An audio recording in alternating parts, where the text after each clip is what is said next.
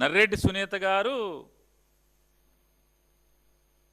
30 ఏళ్ల తర్వాత ప్రజాస్వామ్యం బతికింది, పులివెందుల్లో చంద్రబాబు నాయుడు బతికిచ్చారని చెప్తుందా?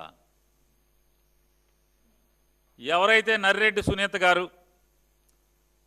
వాళ్ళ నాన్నగారు చనిపోయి 6 సంవత్సరాలు 7 సంవత్సరాలు అయిపోయాక కూడా ఆయన మరణం మీద ఇంకా నిజాయితీగా పోరాటం చేస్తున్నటువంటి ఆవిడ వాళ్ళ నాన్నగారి మీద అపారమైనటువంటి వారి తండ్రి గారైనటువంటి వైఎస్ వివేకానంద రెడ్డి గారి మీద అపారమైన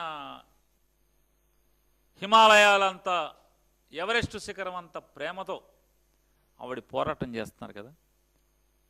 జగన్మోహన్ రెడ్డి గారు అంతా వచ్చి 2019 కదా, 2019 24 కదా జగన్మోహన్ రెడ్డి గారు అధికారం నిలబెట్టింది.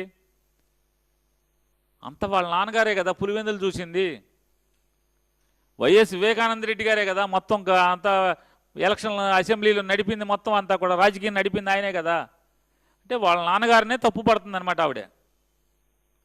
అంటే వాళ్ళ నాన్నగారు కూడా బోలని పాపాలు చేశారని చెప్పి ఆవిడ సునీత గారు చెప్తుందా? ఏంటి దాని అర్థం ఏంటి?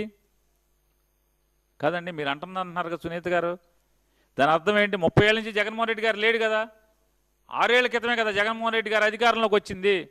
అంటే మిగతా 24 ఏళ్ళు నర్రెడ్డి సునీత రెడ్డి గారి యొక్క తండ్రి గారైన వైఎస్ వివేకానంద రెడ్డి గారు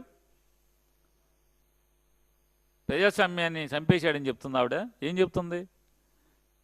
వాళ్ళ నాన్నగారి శత్రువు వైఎస్ వివేకానంద రెడ్డి గారి శత్రువు అయిన చంద్రబాబు నాయుడు గారు ప్రజాస్వామ్యాన్ని పులివెందులో బతికిచ్చారు, మా నాన్న చంపేస్తే అని చెబుతుందా? 30 ఏళ్లలో 24 ఏళ్ళు మా నాన్న, ఒక 6 ఏళ్ళు మా అన్నయ్య చంపేసేస్తే ప్రజాస్వామ్యాన్ని పెద్ద మనిషి చంద్రబాబు నాయుడు బతికిచ్చాడని చెప్తుందా? ఏంటి దాని అర్థం ఏంటి?